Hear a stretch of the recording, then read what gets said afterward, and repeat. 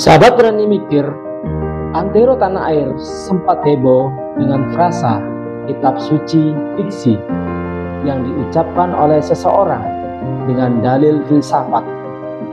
Terlepas dari itu, sebuah tesis atau pernyataan atau teori akan dianggap dan diterima selama ia belum terpatahkan oleh fakta-fakta baru.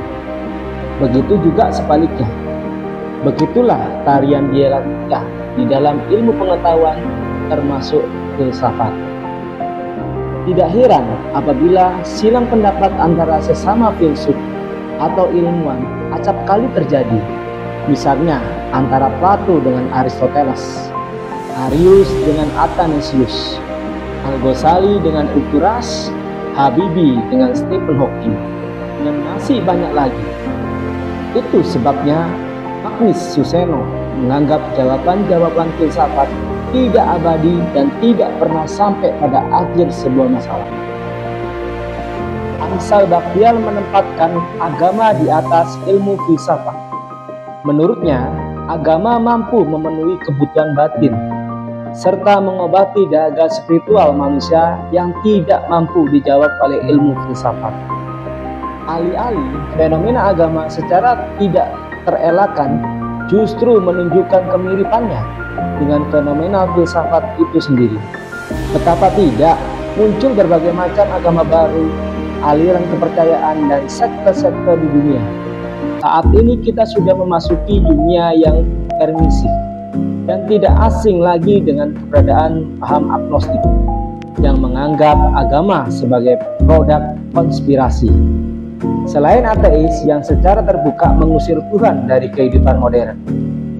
Di samping itu, sengketa dan sentimen yang berbasis perbedaan agama dan keyakinan begitu pekat dan jamak terjadi, khususnya di tanah air.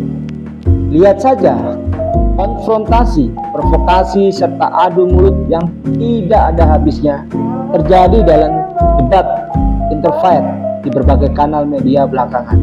Tidak ketinggalan, mualaf jadi ustadz atau bekas ustadz jadi pendeta juga menjadi fenomena tanah air yang tak kalah menyita perhatian. Meskipun tidak semua, bukannya menenangkan, di antara oknum ini justru mempertontonkan adegan-adegan yang menegangkan seperti saling menista agama, kitab suci, nabi, bahkan Tuhan lama mereka. Tidak hanya sebatas itu, sejarah juga mencatat ketegangan agama dan keyakinan seringkali berujung bentrok fisik, resepsi, pengusiran, hingga ketegangan antar negara. Tentang hal ini, teolog Hans Kung berkata, tidak ada perdamaian dunia tanpa perdamaian di antar agama. Tidak ada perdamaian di antar agama tanpa dialog antar agama. Tidak ada dialog antar agama tanpa investigasi terhadap dasar dari agama. Sahabat berani mikir, saat melansir pernyataan Hans Kung ini, kita dengan cepat merasakan nuansa semiotik yang sangat kuat di dalamnya, yang membangunkan imajinasi tentang surga dunia. Sebuah percakapan global yang menyejukkan lagi menyatukan.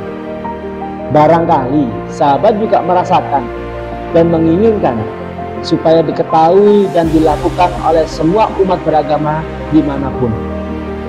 Sudah saatnya ide semacam ini menjadi khutbah dunia di tengah terik sentimen dan ketegangan agama yang membakar selama ini, sehingga menjadi agama menjadi solusi dan inspirasi untuk merajut harmoni paling tidak di bumi Pancasila ini.